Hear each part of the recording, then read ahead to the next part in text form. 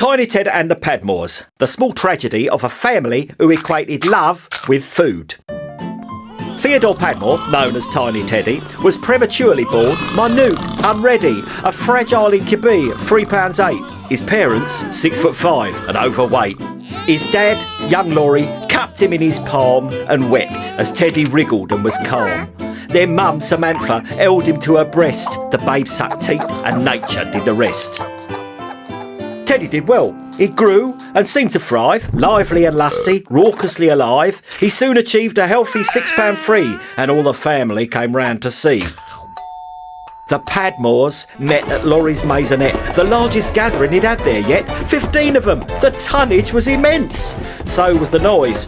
But Laurie's recompense was seeing 15 Padmores coo and glow at Tiny Ted. He'd win a baby show, said Nan. Handsome, said Grandfie, staring at a mop. He's like his dad, said Mo. Do you want to swap? Mo's baby, Sean, cousin to Tiny Ted, was a great bald bouncer with a weird-shaped head. Samantha cried, "He stopped!" and Teddy farted. Then went back to the breast. "Oh, OK, he started." "He loves his food," said Nan. "Surprised?" asked Mo. "Don't, we're a big bone family, you know." Nan laughed, and so did 15 hefty kin. "Well, all right, fat, but eating's not a sin."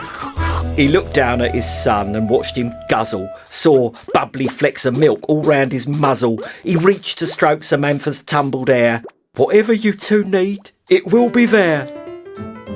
And so it was, and more, and years rolled past. Tiny Ted was 5 and growing fast. At school, they laughed unkindly at his name. Samantha shrugged and fed him just the same.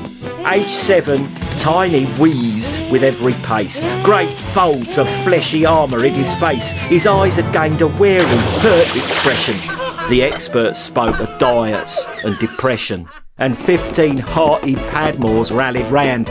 "It's puppy fat," said Mo. "All right, he's round. What's wrong with that? Oi, Sean, run to the chippy." "At least I can," sneered Sean. "Hey, don't get lippy. Tiny can run too, can't you, son?" said Laurie. The Padmores turned as one. Ted muttered, "Sorry, I'm just too fat." Great tears fell from his eyes. "Why can't we do something about my size?" "Experts," Nan shouted. "Who do they think they are? They want him slim. They're trying to help him, Ma." "You think so, lol? Wonders will never cease."